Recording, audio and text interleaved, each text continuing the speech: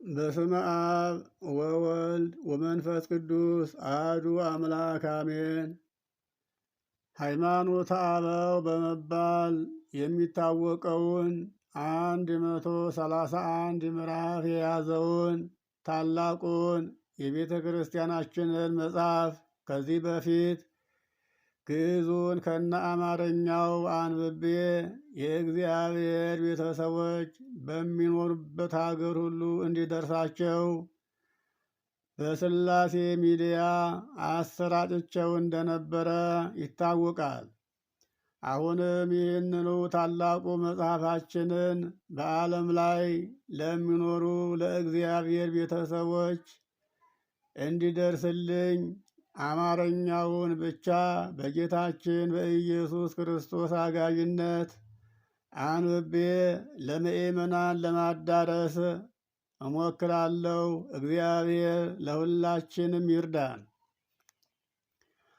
ሃይማኖተ አበው ምዕራፍ 1 ተራ ቁጥር 1 አንድ አምላክ በሚሆን በአብ በወልድ በመንፈስ ቅዱስ ስም አምነው አባቶቻችን ሐዋርያት የሰበሰቧትን አንዲቱን ሃይማኖት የአባቶቻችን የሐዋርያት ተከታዮች የሆኑ 318ቱ ሊቃውንት አባቶቻችን የወሰኗትን ሃይማኖት ድኅነታችን በተገኘበት በጌታችን በኢየሱስ ክርስቶስ አጋዥነት እንጀምራለን ይላል።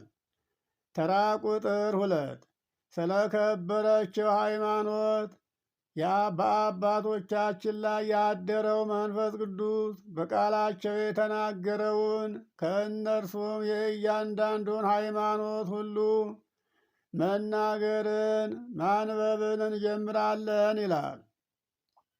ተራ ቁጥር 3 ስለ ምስጢረ ሥላሴ ከሦስቱ አካላት አንዱ አካል ቃል ሰው ስለመሆኑ ከመናፍቅም ጋር ስለተደረገው ክርክር እንዲሁ በንባብ ለማሰማት እሞክራለሁ። ተራ ቁጥር 4 አስቀድመን ጌታችን መድኃኒታችን ኢየሱስ ክርስቶስ የተናገረውን ለአባቶቻችንም ያስተማረውን ከትንሣኤው በኋላ ለአባቶቻችን ያስተማረውን ከመጽሐፈ ኪዳን የተጻፈውንም እንዲሁ እናስከትላለን ይላል። ተራ ቁጥር 5 የዓለም ብርሃናት የዓለም መምህራን 12ቱ ሐዋርያት ያስተማሩትን የ12ቱ ሐዋርያት ተባባሪ የሆነውን ምርጥ ዕቃ ጳውሎስም የተናገረውን እናስከትላለን ይላል። ጥቅስ መዝሙር 122 በቅንፍ 121 ላይ ቁጥር 5 ላይ ያለውን መመልከት እንችላለን። እንደገናም የማቴዎስ ወንጌል ምዕራፍ 5 ቁጥር 14 ላይ ያለውን አሁን እንመለከታለን። የማቴዎስ ወንጌል ምዕራፍ 5 ቁጥር 14 ላይ እንዲህ ይላል፣ እናንተ የዓለም ብርሃን ናችሁ። በተራራ ላይ ያለች ከተማ ከቶ ልትሰውር አትችልም። ከተማው ተራራው ራሱ የሚገልጣት ነውና። መብራትንም አብርተው በጎድጓዳ ስፍራ ሳይሆን በከፍታ ቦታ ላይ በመቅረዝ ላይ ያስቀምጡታል፣ ለሁሉ ሰው እንዲታይ፣ ሁሉ ሰው ብርሃኑን እያየ እንዲንቀሳቀስ። እንግዲህ እናንተም መልካሙን ሥራችሁን ሰዎች ሁሉ አይተው በሰማያት ያለውን አባታችሁን እንዲያከብሩት መልካሙ ሥራችሁ ብርሃናችሁ እንዲሁ በሰው ፊት ይብራ ብሎ ጌታችን አምላካችን ኢየሱስ ክርስቶስ ያስተማረውን ቃል አባቶቻችን የዓለም ብርሃናት በመሆን ገለጡት ራሳቸውን። እንደገናም የማቴዎስ ወንጌል ምዕራፍ 19 ቁጥር 28 ላይ ያለውንም ቃል ስንመለከተው እንዲህ ይላል። ቁጥር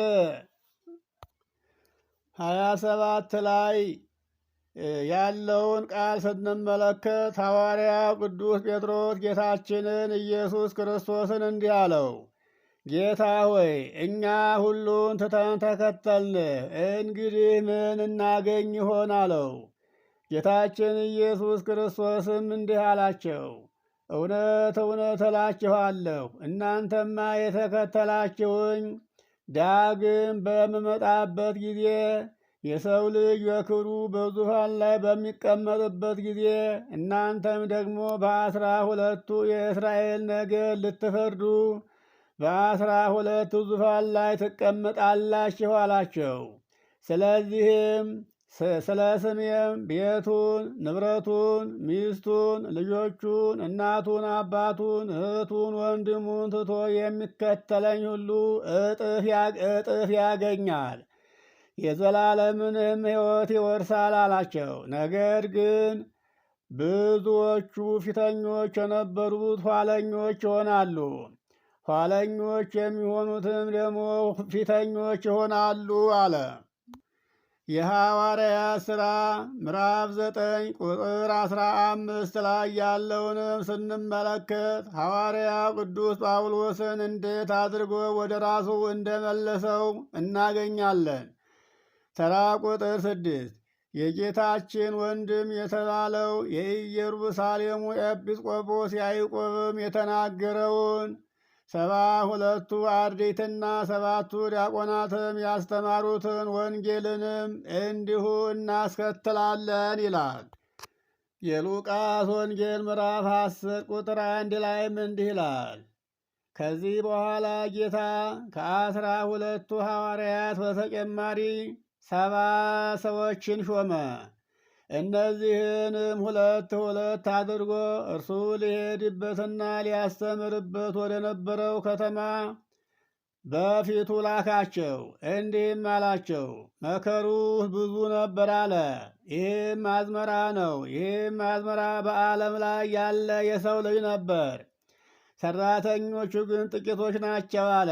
ለጊዜው የነበሩት ሰራተኞች 12ቱ ሐዋርያትና እነዚህ የተጠቀሱት 70 ሰዎች ነበሩ። እንግዲህ የመከሩን ጌታ ለመከሩ ሰራተኞችን እንዲልክ ለምኑት። ሂዱ፣ እነሆ እኔ እንደ በጎች በተኩላዎች መካከል እልካችኋለሁ። ኮረጆ ከረጢትም አትያዙ፣ ጫማም አትያዙ፣ በመንገድም ለማንም እጅ አትንሱ። ወደምትገቡበትም ቤት ሁሉ አስቀድማችሁ ሰላም ለዚህ ቤት ይሁን በሉ። በዚያም የሰላም ልጅ ቢኖር ሰላማችሁ ያድርበታል አለ። አለዚያም ሰላማችሁንም የሚቀበል ማይኖር ሰላማችሁ ይመለስላችኋል አለ። በዚያ ቤት ከእነርሱ ዘንድ ካለው እየበላችሁና እየጠጣችሁ ተቀመጡ፣ ለሰራተኛ ደሞዙ ይገባዋልና። ግን ከቤት ወደ ቤት ከአንዱ ቦታ ወደ አንዱ ቦታ አትተላለፉ አለ። ይህ ማለት ጥቅም ለማግኘት ብላችሁ ከአንዱ ወደ አንዱ አትሂዱ አለ እንጂ ወንጌልን ዙራችሁ አታስተምሩ ሲል አይደለም። ወደምትገቡባትም ከተማ ሁሉ ቢቀበሏችሁ ያቀረቡላችሁን ሁሉ ብሉ፣ በእርሷም ያሉትን ድውዮችን ሁሉ ፈውሱ። የእግዚአብሔር መንግሥት ወደ እናንተ ቀረበች እያላችሁ ነገሯቸው። ነገር ግን ወደምትገቡባት ከተማ ሁሉ የማይቀበሏችሁ ቢሆን ወደ አደባባይ ወጥታችሁ ከከተማችሁ እንኳ የተጣበቀብንን ትቢያ እንኳ ይኸው እናራግፍላችኋለን በሏቸው። ግን የእግዚአብሔር መንግሥት ወደ እናንተ እንደ ቀረበች እወቁ በሏቸው አላቸው። በዚያም ቀን ከዚያች ከተማ ይልቅ ለሰዶምና በፍርድ ቀን ከእነዚያ ሰዎች ይልቅ ለሰዶምና ለገሞራ ፍርዱ ይቀልላቸዋል አለ። የሐዋርያት ሥራ ምዕራፍ 7 ቁጥር 5 ላይና ሐዋርያው ቅዱስ ጳውሎስ ለገላትያ ሰዎች በጻፈው መልእክቱ ገላትያ ምዕራፍ 1 ቁጥር 19 እና ሐዋርያው ቅዱስ ያዕቆብ ምዕራፍ 1 ቁጥር 1 ላይ ያለውን እንግዲህ እናንተ አጣቅሳችሁ ተመልከቱት። ተራ ቁጥር 7 ከእስክንድርያ ሊቃነ ጳጳሳት አንዱ አባ ክርስቶዶሉ እስከ ተሾመባት ፍጻሜ ዘመን ድረስ ከሐዋርያት በኋላ በተከታታዩ ትውልድ የተነሱ አባቶቻችን ሊቃነ ጳጳሳትና እነሱን የሚመስሏቸው ኤጲስቆጶሳት ሁሉ የተናገሩትንም እንዲሁ እንጽፋለን እንናገራለን አሉ። ተራ ቁጥር 8 ካመኑት ከተጠመቁት ወገን የሆኑትን ሃይማኖትን በለወጡ ሰዎች ላይ ከእነርሱ በጉባኤ የታዘዘ ግዝት ሃይማኖትንም ለማጽናት ከተናገሩት ብዙ ምስክርን እናስከትላለን አሉ። ተራ ቁጥር 9 ከግብፅ ወደ አረብ ተተረጎመ። አሁንም በእግዚአብሔር ፈቃድ በካህሊነቱም ከአረብ ወደ ግዕዝ ተረኛ ተረጎምነው አሉ። ተራ ቁጥር 10 ሁሉን ማድረግ የሚቻለው የሚሳነው ነገር የሌለ ለዘላለሙ አምላካችን እግዚአብሔር ይክበር ይመስገን፣ አሜን አሉ። አባቶቻችን የተናገሩትን ወይም ከመጽሐፍ ቅዱስ የጠቀሱትን ጥቅስ እዚህ ላይ እንመለከታለን። በትንቢተ ኤርምያስ ምዕራፍ 34 ቁጥር 17 ላይ እንዲህ ይላል።